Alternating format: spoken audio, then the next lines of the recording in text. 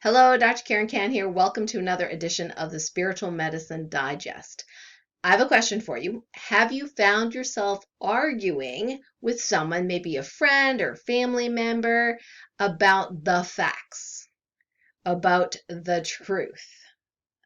And a lot of people are getting polarized into one camp or the other. And here, us spiritual people are being told for decades, really, that we are all one, that this polarization of yin and yang, good and evil, that it's going to somehow end, that we're going to come together in harmony. And most people are like, I'm not seeing it. Like, when is this happening, people? And we've been going through these ascension upgrades where the energy gets bigger and bigger and bigger, which is a good thing if you understand the whole polarity, good, evil, good serving us, bad not serving us ideals. Yet we see more contrast, and sometimes that means seeing more of what we don't want first before we see what we do want. So, so this past, week or so, a colleague that I have been, texting. It's someone who I didn't really know but had reached out. I can't even remember how he found me, but anyway, he used to work for the pharmaceutical industry, and now he's kind of trying to bridge the gap between conventional medicine and alternative medicine. And he's a very good writer, so he's been writing these articles to try to get both sides together, right? Both sides meaning, one side wanting pills and shots and things like that, and the other side wanting natural ways of keeping healthy and healthy lifestyle and immunity and all that kind of stuff, right? So he's trying to bridge this gap, which I highly applaud. I think it's a wonderful goal and intention. And so we've been texting, back and forth, and he'd ask me about my opinion about something, then I'd give him my opinion and the data related to that, and then, he would go and give his data and da da da da da, right? So we'd go back and forth, back and forth. And, what was happening was that I think, we talk about healthy boundaries, right?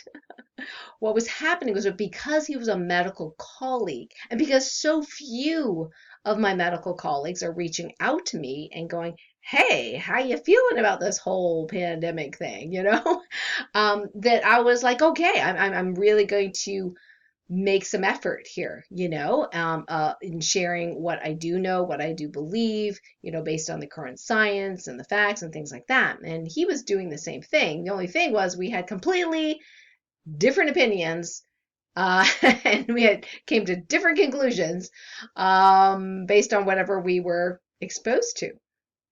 And at some point I said, look, I don't really have time to debate you.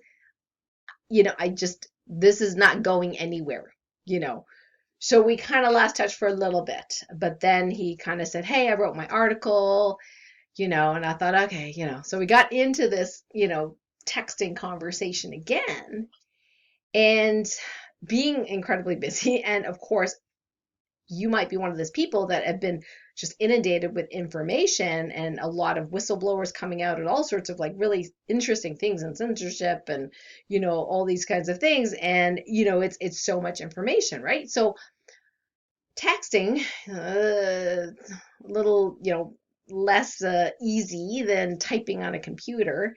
So I was just like, okay, if you really want my opinion, here's my opinion, right? So I just give it to him like truth bomb, blah, blah, blah, like this, right? And so he, texts me back, and basically, the people that I said, here's a resource, So I gave him some names. Some names I'm not even going to say on this video because they have been canceled from the internet. So, and so he's like, well, this person doesn't even have a LinkedIn profile. And this fact checker says, and I'm like, what? You are referring to fact checkers? Okay, I'm done.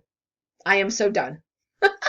I'm so done with this conversation. I'm like, and he's like, oh, I hope this helps. I'm like, no, it doesn't. And We're done. So I said, don't email me about this topic anymore. We're still friends, right? But this topic is off the table. It's a waste of my time. It's probably a waste of your time, and obviously we see things differently. And afterwards, of course, I'm releasing, the energies of, I get all excited talking to you, but afterwards, releasing the energies of annoyance. What else was I releasing? Frustration, defensiveness, all these different things from the emotion code, right? So I'm kind of laughing about it now because I do feel better about the situation. And it dawned on me. It's like, you know what? When we have two sides and we are polarized, which I think is part of the contrast, I think it's necessary for some polarization at some point before we get to that 3D version of oneness, or 5D version, if you will, of that oneness, right? So this is the contrast that we are getting to appreciate, and people are saying more people are waking up and understanding the Great Awakening and the ascension process and all this kind of stuff, which is cool, but it's super uncomfortable during this stage where we're like rattling things. It's like, taking a closet that has been packed, with old stuff and just literally shaking it out and throwing it out and going, this serves me, this doesn't serve me, this serves me, this doesn't serve me, right? And just, it gets really messy at the beginning, right? And so it's kind of like that right now. But what dawned on me was that if we are polarized and if we are trying to make someone see our point of view and vice versa. And we were like, sharing facts. Like, here, there's this fact, this science thing, this, person, is a whistleblower, this person, says this, or fact checkers say that, or whatever, right? There's always levels and versions of truth that we can argue about. And that is 100% left brain activity. So when you're arguing about science, when you're arguing about what's really out there, is it real, is it not real? The study showing that, carbon dioxide levels in masks after 3 minutes of children wearing masks increase 3 times above the quote unquote acceptable level, a German study. And of course I shouldn't say of course, but they had to retract it. Don't know why. So we see this over and over again, right? And so it's no surprise that it was retracted. Of course, the study on the high drop C chloroquine being toxic and all that kind of stuff was completely based on fake data, but it was released in a very prestigious journal and then later retracted, but the damage was already done. I know, it looks like the video went slow there, right? So when we argue about the facts, we are using the left brain only. But you know what? To really solve problems, including the world's problems, our own problems, our home problems, that's not the best way to do things. That is not the ideal way to problem solve. The best way to problem solve is use both half of our brains, both the data brain, the scientific analytical brain, but also the right brain, which is creative and intuitive. Do you think that in order to get out of the pickle that we are in as humans right now on this planet, we might need some creativity? Yeah. Creativity would be really great. Thinking out of the box would be really great. Sorry, left brain ain't so good at that. So here we are arguing using the left brain. This science, my science, your science, this science, your science. And it's not getting us anywhere because we are not using a whole brain approach. The whole brain approach says, hey, science and analytics is great. And what does my gut tell me? What does creativity tell me? How can we create a different reality, a different future?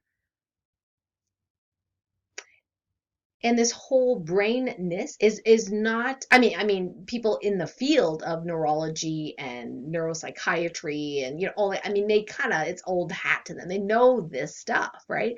But the average person, the argument is always on the left brain stuff. Because why? You can't really argue someone's intuition. You can't say, somebody says I got an intuitive hit, you're like, ah, that's not intuition. Right? That's not your, you can't really say that, like you don't know, right? When I was in medical school, when I was in UCLA as an assistant professor and teaching young people in medical school and residency, when I was the faculty on call, and I would get a call in the middle of the night from one of my residents that were on call as a medical student, and they said, well, I got this kid, mom's calling, and I've asked all the right questions, what's her temperature, asked all these questions. And I don't really think there's anything wrong with this kid. I mean, he probably just has a cold, but I thought I'd run it by you. I said, and you know what I said? So I look at the data, right? And I go, yeah, according to the data, this kid doesn't sound too bad. And I said, what does the mother think? His mother's worried. I said, bring him in. I said, always trust the mother's intuition. I don't care what it looks like on paper. This kid is fine. This kid's just got a cold, whatever. Trust the mother's intuition. So sometimes begrudgingly, they would come in, from their nice cozy bed, and see the child and then find something serious. But without examining the child, the story didn't seem that bad, right? There was a time where when I was in school as a resident, and I saw a young man in the office. I can't remember which rotation I was doing, but a young man, he was like probably in his teens, maybe 15, something like that. And he looked nervous. I said, what's going on? He says, my stomach hurts. He didn't have his parents there, so I said, okay. So I did, I listened to him, and I did a physical exam, and it was not particularly impressive, but I knew what questions to ask. And I said, okay, on the car right here, how did it feel? Oh, it really hurt when I went over the bumps. And that was my clue. This case is probably surgical. Now, people that I was with were like, I don't know, couldn't get a hold of the parent just yet, because the parent didn't see this young man yet. So I broke the news to him very gently, as much as I could, given that no parents were around. But I said, I really think that you have appendicitis. We're going to call the surgeon. We're going to call your parents. It's going to be okay. So, I mean, he was upset, but what can I do, right? So I call the surgeon and I say, hey, I got a 14, 15-year-old, he's got this history. There's the physical exam. I think he's appendicitis. Well, she asked, does he have a fever? Well, no. What's his white count? It's normal. She goes, you really think he has appendicitis? I said, yes, absolutely I do. So she comes in, she does her thing, she examines him, right? No white count and no fever. So we're waiting for the parents. So I call her a couple hours later. I said, is this kid in surgery yet? She's like, no. We're just getting a hold of the parents. We think we can get him here. I said, I really think you need to do surgery. And I'm not one to push surgery, okay? This kid's got appendicitis. And she's like, okay, I'm hearing you. She calls me back shortly after. She says, yeah, you're absolutely right. We've got a hold of the parents. We're going in, right? So she does the surgery. Well, guess what? He had a freaking huge abscess. Now, the kid had a CAT scan. They couldn't find it on the CAT scan. They're like, well, the CAT scan's inconclusive. Well, that's the problem. is that when you're relying on tests, hint, hint, when you're relying on tests aren't always accurate. But your clinical judgment, intuition, can help you. Your analytical mind plus the intuition, the gut feeling, can really help you make decisions. And who cares what somebody else's facts are or your facts are, whatever, right? You take what you know analytically and your right brain, put it together, you make a decision, whole brain. This child had an abscess, humongous abscess, walled off, appendicitis walled off, the body knew what to do, walled it off onto the side of the inside of the body, okay? When the surgeon went in, they have to clean it up, right? So they break the abscess, they clean it up, suck it out, wash it out, all that kind of stuff. And she calls me, yeah, you're right. He had appendicitis. Sky high fever, white count goes to 20,000, right? Huge. Why? Because now the body, it broke open, right? They had to break it open. And so the body's responding with this immune response. But had I not really tuned in to my intuition, this kid could have died. Okay? Broken abscess, all of a sudden in the middle of the night, sepsis, might not even have made it to the ER, right? If that happened at home. So I give the surgeon a lot of credit. I mean, I pretty much was like, you need to do surgery. But she's like, yeah, I have a bad feeling about this too. She said, yeah, I don't feel good about this. I know he doesn't really meet the criteria for full-blown appendicitis. His white count's good. He doesn't have a fever, but he just doesn't look right, she said. So we were very fortunate. We both listened to our intuition there. So listening to your intuition can save your life because your intuition can grab information outside of what your analytical mind can grab.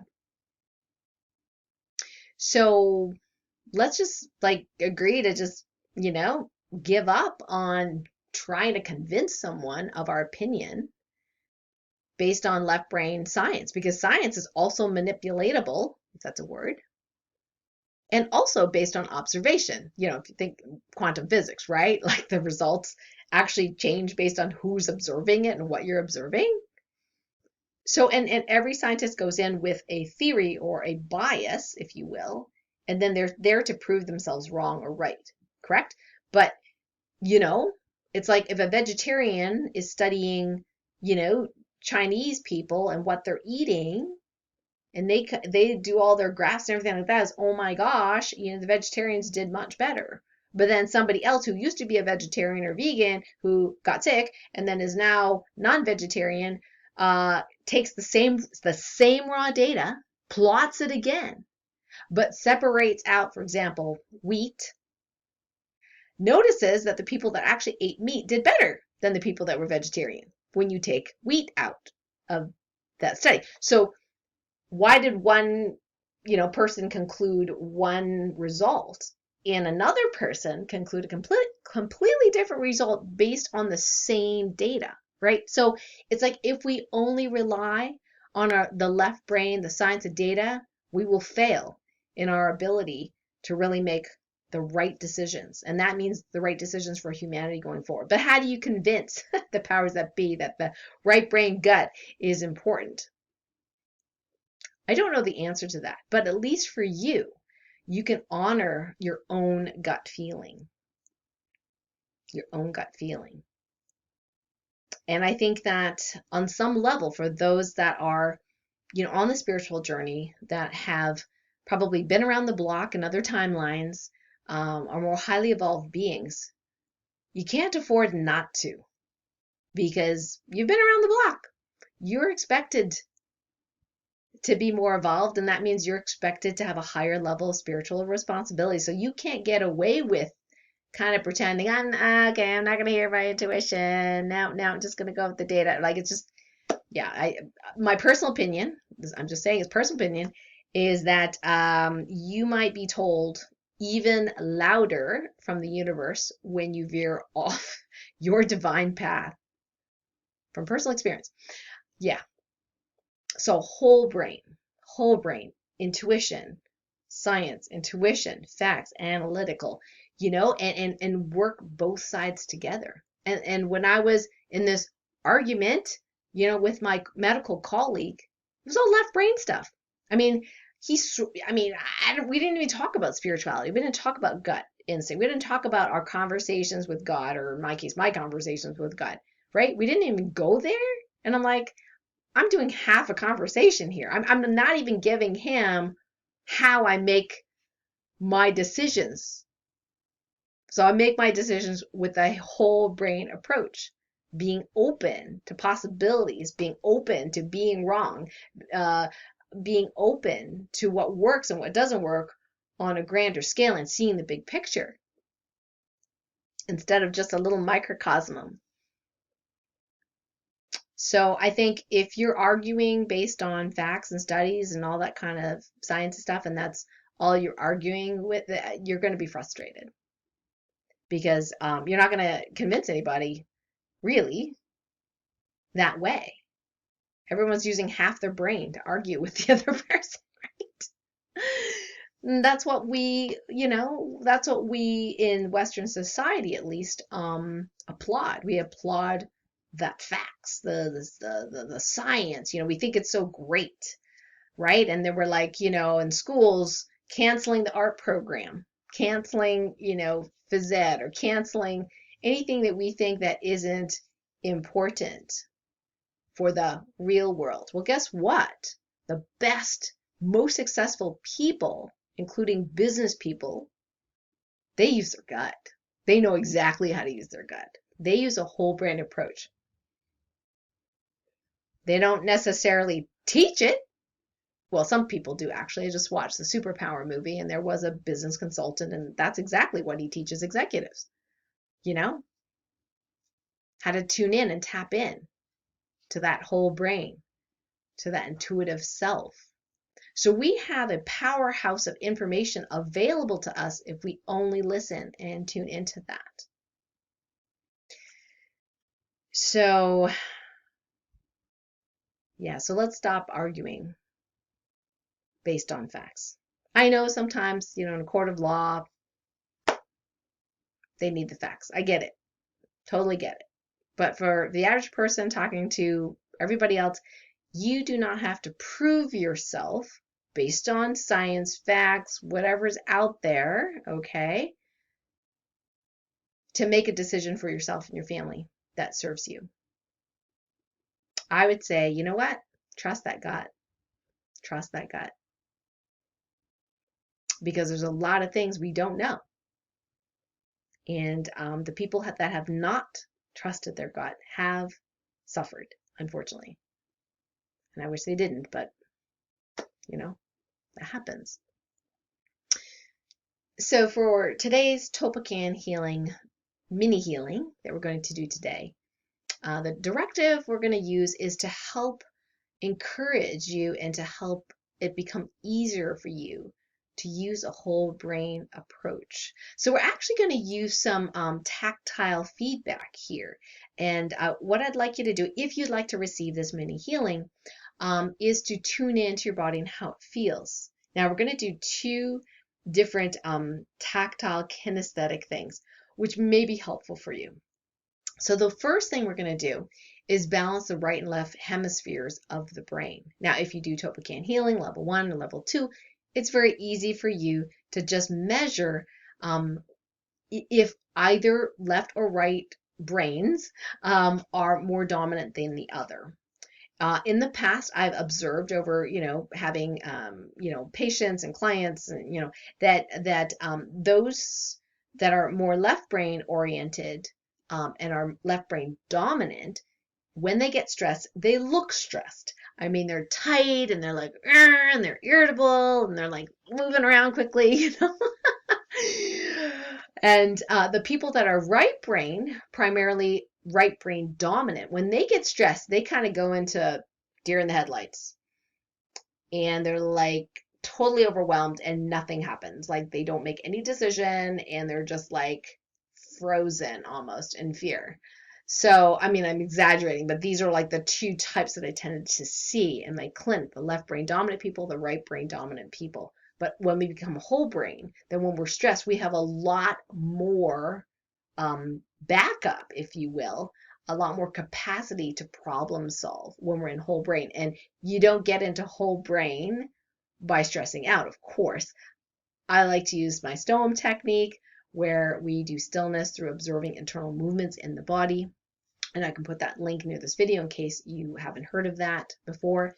But for the first healing, if you'd like to receive, I'm going to do the directive, the Toppan Healing Directive, to direct those energies to help balance the two sides of your brain.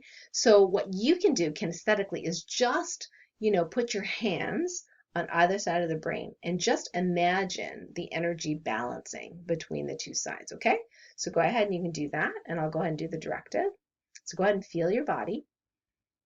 I now command that the two sides of your brain be fully balanced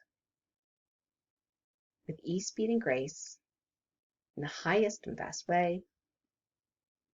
Thank you.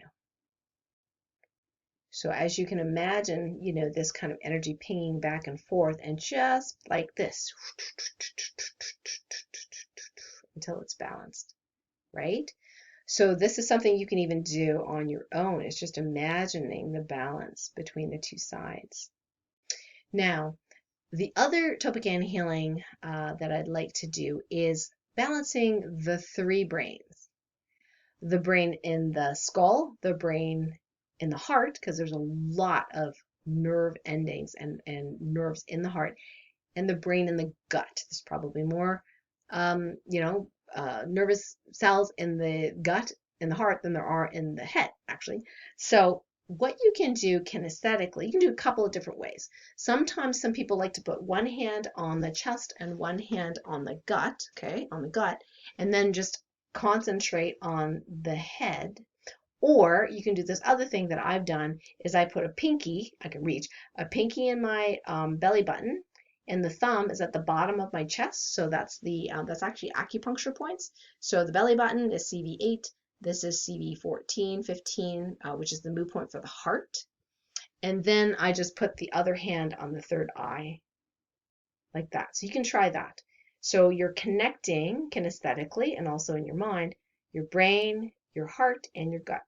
And if you can't reach your belly button because you're taller than me, no big deal. You just imagine a beam of light extending from your pinky.